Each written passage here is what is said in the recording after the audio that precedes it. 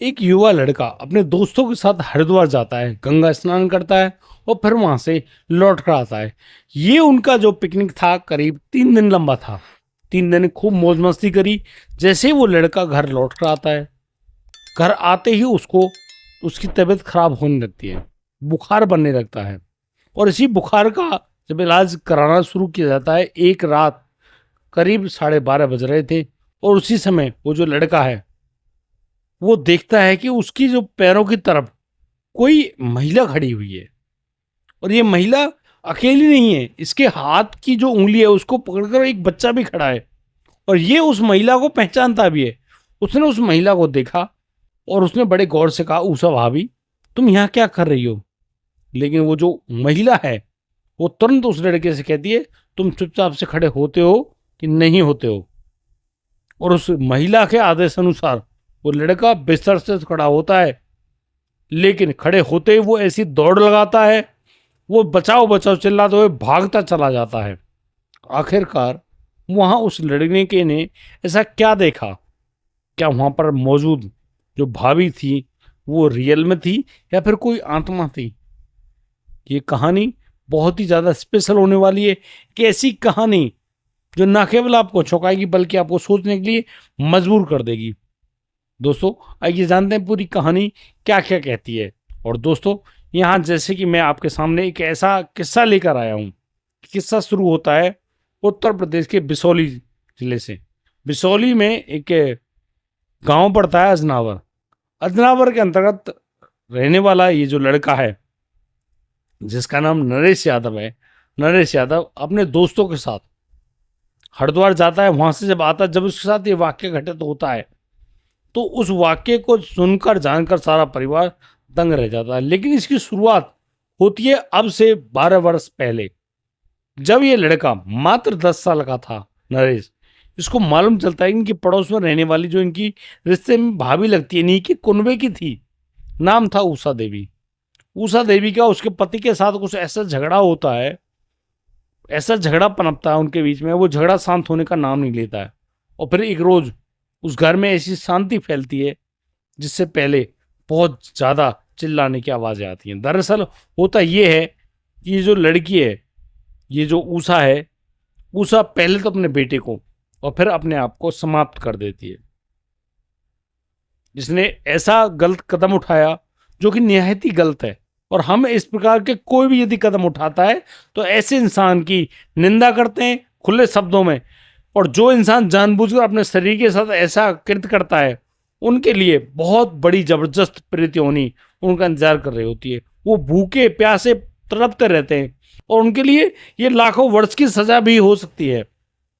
क्योंकि यहां पर एक महिला ने खुद अपनी जान नहीं दी, अपनी बेटी की भी जान ले ली।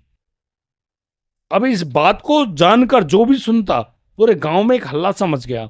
नरेश, जिसने ये मामला जाना, सोचा समझा, उसने देखा कि भाभी ने यार ये क्या कर दिया।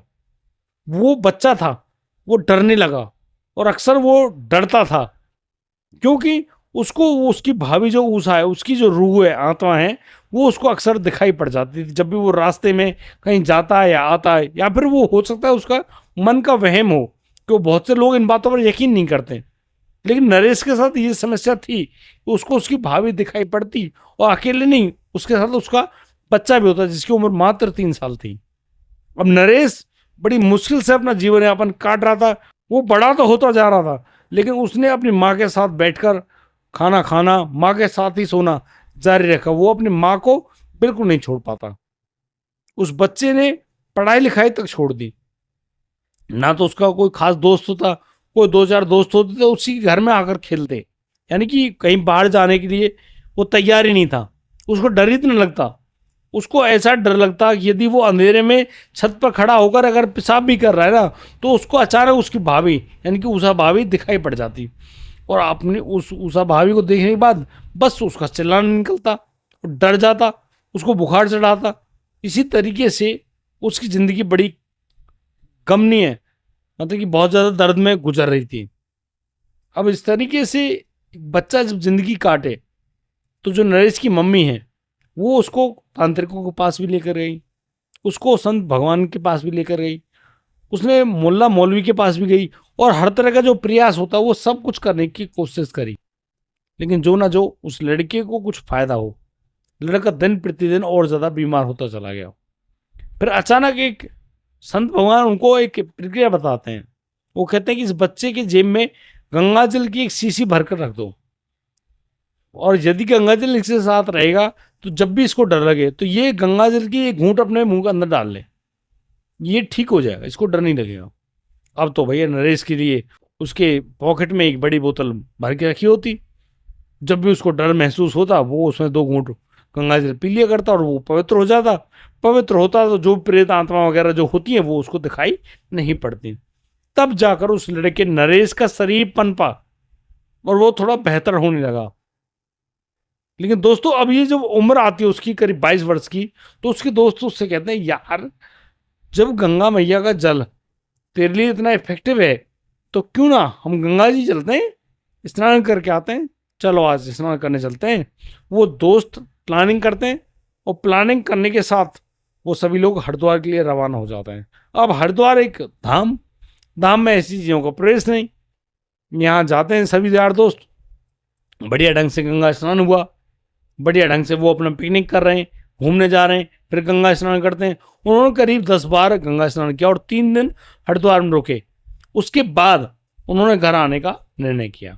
अब घर आता है लड़का नरेश भी, खूब अच्छा हंसी खुशी आया, लेकिन ये वहां से लौटते समय एक चीज को भूल गया, वो बोतल जिसमें गंगा जल होता था। हालांकि ये बड़ी कैन तो भर के लाए, लेकिन वो बोतल जो पीने के लिए रखता था वो नहीं थी। अब ये जैसे ही घर पहुंचा, और ये आराम से थका हुआ तो था ही 3 दिन का, ये खमना खाना खाए और लेट गया। इसको बुखार सा महसूस होने लगा। इसने अपनी मम्मी से कहा कि मम्मी उसको बुखार सा आ रहा है। तो उसकी माँ ने भी समझा कि भाई बेटा है, घूम फिर कर आया, थक गया होगा, इसी वजह से इसको बुखार आ गया है। तो उसने एक गोली उसको दे दी। नरेश ने गोली खाई और उसको जब थोड़ा रिलैक्स फील हुआ तो वो बिल्कुल नींद में चला गया, गहरी निद्रा में। करीब 12:30 बजे के लगभग उसकी आंखें खुलती हैं। वो महसूस करता है कि उसके पैरों की तरफ जो खटिया है उसके पायदान की तरफ कोई महिला खड़ी हुई है। उसने बड़ी गौर से देखा ये महिला कौन है। अचानक उसको याद आया ये महिला कोई और नहीं, उसकी भाभी है, उषा। अब वो उषा की उंगली पकड़कर एक 3 साल का बच्चा भी खड़ा है। वो तुरंत समझ गया भाभी आ गई आज तो। वो डर गया। डरते ही उसकी भाभी उससे कहने लगी देवर जी चलो मेरे साथ, तुम्हें चलना है। अब वो लड़का जो है उसने साफ मना कर दिया, नहीं नहीं वो तुम्हारे साथ नहीं जाएगा। लेकिन तब तक वो महिला उषा उसका पैर पकड़ चुकी थी। अचानक वो लड़का महसूस करता है कि वो सीधा खड़ा होता जा रहा है उस बिस्तर से। अचानक वो पीछे घूम के देखता है तो उसकी बॉडी जो कि उस बिस्तर पर पड़ी हुई थी और वो खड़ा हो गया। ये कैसे संभव है? इतनी बात समझते ही उसको बहुत जोर से डर लगता है और वो अपना पैर छुड़ाकर उषा से तुरंत भाग खड़ा होता है। वो पता नहीं कैसे कैसे रास्तों से भागा होगा, वो लगातार भागता हुआ जा रहा है पूरे गति में। अचानक उसको एक पहाड़नुमा सा टीला जैसा महसूस होता है। वहां पर बहुत सारे लोगों की लाइन जा रही होती है। अब उस लाइन पर जैसे ही वो आगे बढ़ता है, वो उस लाइन पर देखता है कि ये सब जो लोग हैं ये नंगे पुंगे हैं, कोई वस्त्र नहीं है शरीर पर, और बहुत बड़ी लाइन लगी हुई है। उस लाइन में वो लड़का भी लगता है। सभी लोग चल रहे हैं, लेकिन वहां पर अब वो उषा नहीं थी। अब वो लड़का उनको कह रहा है कि तुम जल्दी चलो जल्दी चलो जल्दी चलो। लोग आगे आगे खिसक रहे हैं। वो लड़का जब उसका नंबर आया तो उसने देखा कि ये जो लाइन है ये 2 जगह बढ़ती जा रही है, एक दाईं तरफ एक बाईं तरफ। लड़का दाईं तरफ चला गया। दाईं तरफ गया, उसने देखा कि यहाँ पर बहुत अच्छी सुगंधी है, बहुत अच्छा माहौल है, एक अजीब सी शांति है, बिल्कुल चिल। वहां पर कुछ भी तेज हवा चलने तक का रुख नहीं है। ठंडी ठंडी प्यारी सी हवा, इतनी अच्छी सुगंधी और दूधिया रोशनी, बहुत अच्छा गजब सा लग रहा है उसको। वो देख रहा है कि कुछ शास्त्रीय संगीत जैसी, जैसे सितार बजने की आवाज आती है ऐसी आवाज आ रही है। वो सोचते हुए जा रहा है। अचानक से उसको बड़ी प्यारी नदी दिखाई पड़ती है, स्वच्छ पानी है जैसे कि गंगा नदी हो। वो लड़का वहां खड़ा होता है उसके किनारे, और फिर अपने हाथ की अंजुली बनाकर उसमें से पानी पीता है। पानी पीने के बाद जैसे वो तृप्त हुआ, उसको आगे बढ़ाया गया। वो आगे पहुंचा, वो देखता है एक भव्य नजारा, एक बहुत बड़ा वृक्ष है, उसके नीचे एक बड़े से सिंहासन पर एक सफेद दाढ़ी वाले व्यक्ति बैठे हुए हैं, सफेद कपड़े पहने हुए हैं, और उनके सामने बहुत बड़ी पुस्तक खुली हुई है। उस पुस्तक को देखने के बाद उस लड़के को महसूस होता है, यार तू आज कहाँ आ गया। तभी जो पुस्तक को देख रहे थे उन्होंने उससे कहा कि नहीं नहीं नहीं, अभी तो तुझे नीचे आना है। तू कहाँ आ गया भाई? तू नीचे जा, अभी तेरा समय नहीं आया, तुझे आना तो यही है, लेकिन अच्छे कर्म करना, बढ़िया नेक कर्म करना, तो तू यहाँ आ पाएगा। यदि तू अच्छे कर्म नहीं किए ना, तो फिर तू उल्टे हाथ वाले रास्ते पे जाएगा, और जब तू यहाँ से जाए ना, तो उस रुख को देख कर जाना पक्का। तो जैसे कि बड़े संत ने आदेश किया, अब नरेश की बॉडी को दो हाथों ने पकड़ा और वो उसको ले जाने लगे। वो लेकर गए नरक के बगल में से। नरक के बगल में उसने देखा कि उल्टे हाथ की तरफ जो लाइन जा रही थी, जो अच्छी तगड़ी लाइन थी, वो एक खोलते हुए कढ़ाई में गिरे जा रहे हैं। यानी कि वो सीधे जा रहे हैं, बहुत बड़े कढ़ाई में गिर जाते हैं। वहां से जैसे निकलते हैं, हड्डियां निकल जाती हैं, शरीर सारा चल जाता है। फिर अचानक वो एक नदी उनको दिखाई पड़ती है। उस नदी में वो कूदते हैं। नदी जो कि पीक से भरी हुई है, और आप समझिए कि मवाद है, खून है, लोथड़े हैं, बहुत कुछ है वहां। उसमें बार बार वो डूब रहे हैं, खुद को बचाने का प्रयास कर रहे हैं, चिल्ला रहे हैं। मतलब कि नरक का वो भयंकर प्रदर्शन उन्होंने देखा। ये सब देखने के बाद वो आगे गए। आगे कुंभिपाक नरक उनको एक ऐसे बड़े से कढ़ाई में, यानी कि एक मटका नुमा है, उसमें उनके शरीर को डाल दिया गया। मतलब कि जो कुछ भी देखा नरेश ने, उसकी रूह कांप गई कि नहीं नहीं, वो यहाँ यहाँ कभी नहीं आएगा, वो जीवन में नेक कर्म ही करेगा। और वो दोनों लंबे लंबे हाथ उस लड़के को नीचे लेकर गए, और फिर उसी शरीर में उसको छोड़ दिया। वो शरीर जो कि त्यों लेटा हुआ था, उसके साथ कोई छेड़छाड़ नहीं की गई थी, क्योंकि परिवार अभी भी यही जान रहा था कि नरेश सो रहा है। नरेश जैसे उस शरीर में गया, वो भड़बड़ा कर खड़ा हुआ और मम्मी मम्मी चिल्लाने लगा। उसकी माँ जो कि उसकी आवाज़ सुन रही थी, वो तुरंत उसकी आवाज़ को सुनकर खड़ी हुई, कहा बेटा बता क्या हुआ। कहा माँ, आज के बाद ऊषा भाभी उसके पास कभी नहीं आएगी।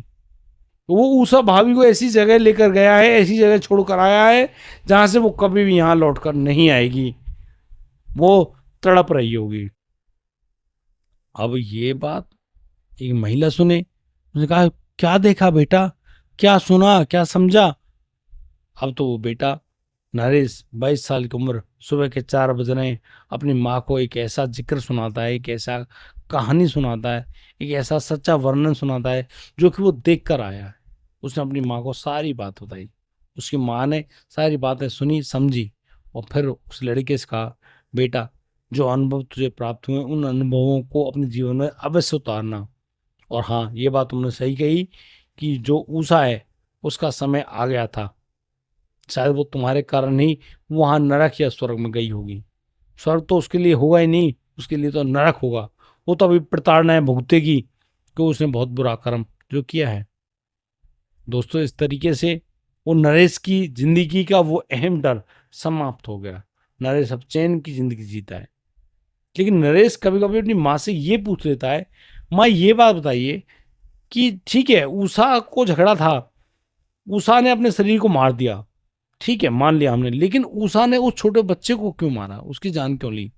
तो उसकी माँ ने बताया कि बेटा ऐसा है, कभी इस लड़के ने इस माँ का, जब ये लड़की बच्चे बालक रूप में होगी तो उस आदमी ने उसकी जान ली होगी, और अभी इसी बात का बदला लेने के लिए यह बेटा बन के पैदा हुआ उसी लड़की के, और बस इसने उषा ने उसकी जान ले ली। तो जैसे हम कर्म करते हैं उसका बिल्कुल डिक्टो वही सब होता है। इसीलिए कहा जाता है कर्माज ऑलवेज बैक, कर्म हमेशा लौट कर आते हैं। अब आपको कर्म कैसे चाहिए ये तो खैर आप ही जान सकते हैं भाई। आप अच्छे नेक कर्म करेंगे तो आपके साथ अच्छा होगा, और यदि आपके कर्म बिगड़ गए तो फिर आप सोच लीजिए, विचार कर लीजिए आपको किस तरह की प्रताड़नाएं, किस तरह की मानसिक वेदना, किस तरह के हालात भुगतने होंगे। दोस्तों, आज आप जो कुछ भी भुगत रहे हो ना, ये सब इसलिए भुगत रहे हो कि आपने अच्छे कर्म किए। और यदि आपने कुछ बुरा भुगता है तो उसको ये बात मान लीजिए अभी तो कुछ भी नहीं है भाई, मूल ही नहीं आया। जब अभी तो मूल आएगा और मूल के बाद जब ब्याज आएगा ना तो हालात गंभीर हो जाएंगे। इसलिए मैं आपसे बार बार यही प्रार्थना करता हूँ भैया, अपने कर्म को सुधार लो, बड़े चैन से, अमन से, प्यार से रहो, ताकि कुछ भी अनहोनी आपके साथ ना होने पाए। और ये सब आप करोगे ना, ये सिर्फ और जब ही पॉसिबल है जब आपका विवेक जागृत होगा। और विवेक जागृत होता है सत्संग से, और सत्संग मिलता है हमेशा संतों के मुख से। किसी भी संत गुरुदेव जो कि आपको अत्यंत प्रिय लगते हैं उनको अपना गुरु रूप में वर्ण कीजिए, नाम जप कीजिए, उनके जो वाणी है, जो सत्संग है, उसके अनुसार अपने जीवन यापन को सही ढंग से चलाइए। आप देखेंगे आपके जीवन में बहुत सारे बदलाव आते जा रहे हैं। और दोस्तों, यदि ये कहानी, ये मेरी बातें आपके दिल तक पहुंची हैं तो आप हमें कमेंट करके ज़रूर बताइएगा।